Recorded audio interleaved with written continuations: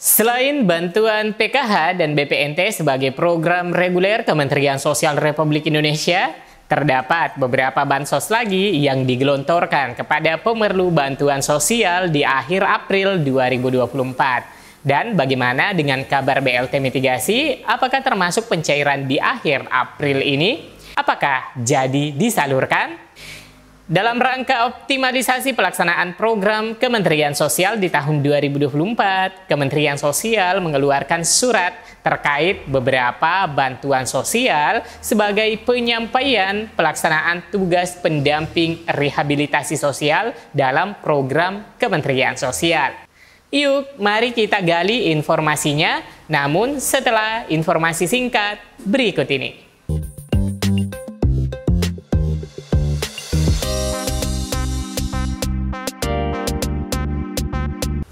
Assalamualaikum warahmatullahi wabarakatuh. Apa kabar semua teman-teman? Semoga teman-teman semua selalu diberikan kesehatan dan kecukupan rezeki. Amin ya rabbal alamin.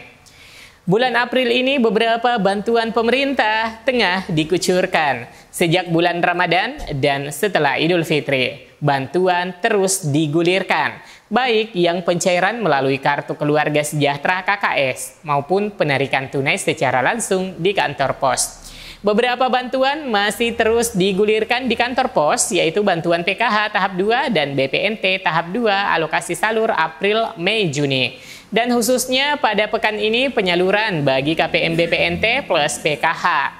Nah, mulai hari ini pencairan dilaksanakan di PT Pos bagi KPM PKH plus BPNT. Itu diberikan kesempatan pencairan mulai hari ini hingga tanggal 3 Mei 2024. Dengan nominal yang diterima tentunya BPNT untuk triwulan kedua periode salur untuk 3 bulan sekaligus adalah Rp600.000 ditambahkan dengan bantuan PKH untuk triwulan kedua periode salur untuk 3 bulan sekaligus, yakni April, Mei, Juni, dengan nominal yang disesuaikan tentunya dengan jumlah komponen dan kategori keluarga yang ada di dalamnya untuk PKH. Minimal bantuan PKH yang diterima untuk per 3 bulannya adalah Rp225.000 jika saja KPM tersebut memiliki kategori 1 anak SD.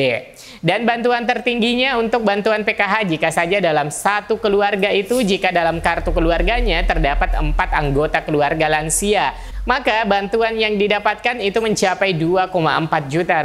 Sehingga bila dijumlahkan apabila keluarga yang memiliki kategori 4 lansia di dalamnya bisa mendapatkan bantuan Rp3 juta sekaligus dengan rincian bantuan BPNT 3 bulan Rp600.000 ditambahkan dengan bantuan PKH 4 kategori lansia sebesar Rp2,4 juta sehingga total yang diterima mencapai Rp3 juta sekaligus.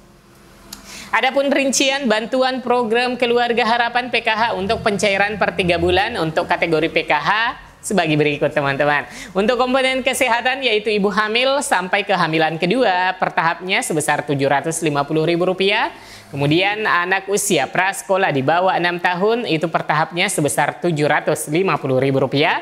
Selanjutnya bantuan komponen pendidikan yang terdiri dari bantuan anak SD untuk per tahapnya sebesar Rp225.000. Anak SMP untuk per tahapnya sebesar Rp375.000.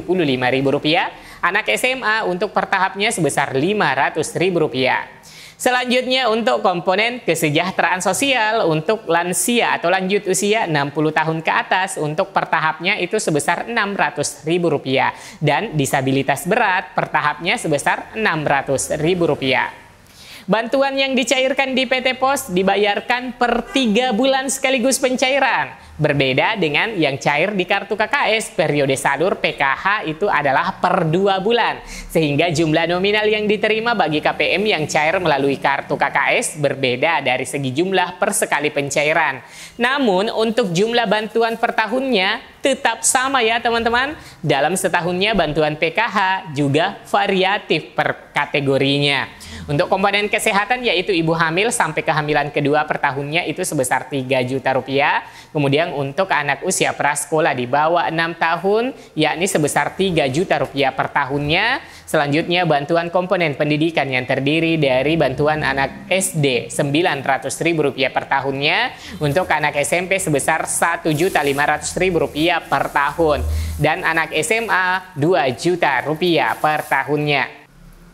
Nah, teman-teman, terkait dengan topik di awal tadi mengenai isi surat dari Kementerian Sosial perihal penyampaian pelaksanaan tugas pendamping rehabilitasi sosial dalam program Kementerian Sosial per tanggal 5 April 2024 yang ditujukan pada para pendamping rehabilitasi sosial seluruh Indonesia terkait dengan agenda-agenda kegiatan yang berhubungan dengan bantuan sosial.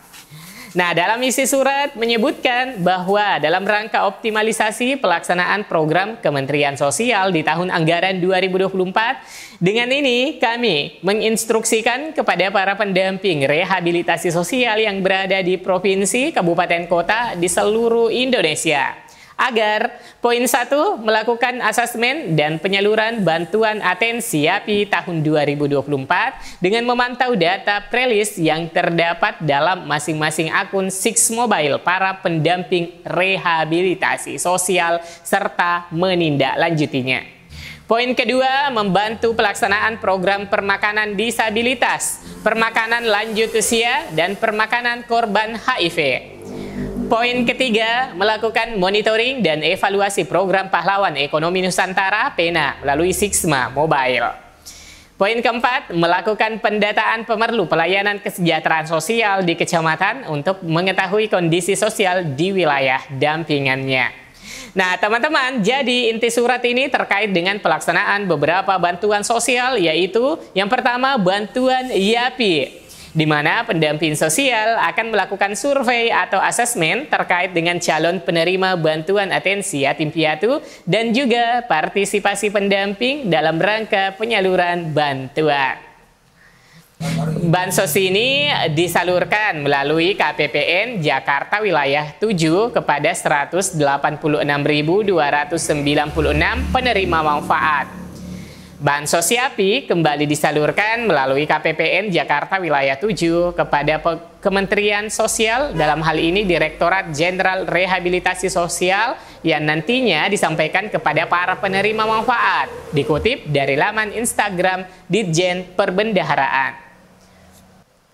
Kemudian teman-teman, bantuan berikutnya adalah pelaksanaan program permakanan disabilitas, permakanan lanjut usia, dan permakanan korban HIV.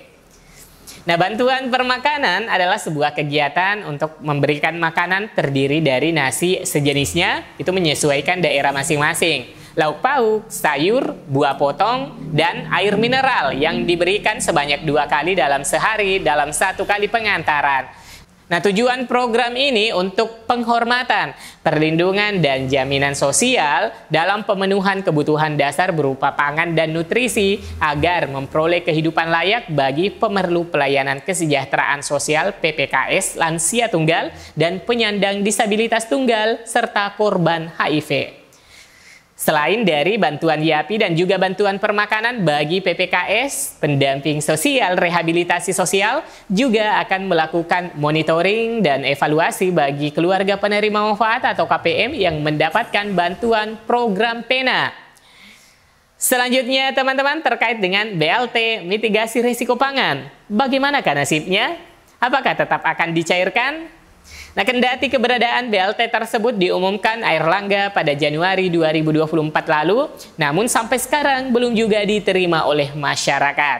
Airlangga mengatakan pemerintah saat ini masih melihat postur APBN tahun 2024. Menteri Koordinator Bidang Perekonomian Airlangga Hartarto mengungkapkan alasan pemerintah belum juga mencairkan bantuan langsung tunai BLT mitigasi risiko pangan. Dilansir dari berbagai media, kata Airlangga dalam keterangan pers di kantor Kemenko Perekonomian pada Jakarta, Senin 22 April 2024. BLT mitigasi risiko pangan, kita masih lihat seluruh postur APBN, meski belum tahu kapan pastinya BLT itu cair. Airlangga menegaskan tidak ada kendala pada anggarannya. Semoga saja akan ada kepastian pencairannya ya teman-teman. Dan semoga berita ini bermanfaat. Saya Amran undur diri. Sampai jumpa di video selanjutnya. Wassalamualaikum warahmatullahi wabarakatuh.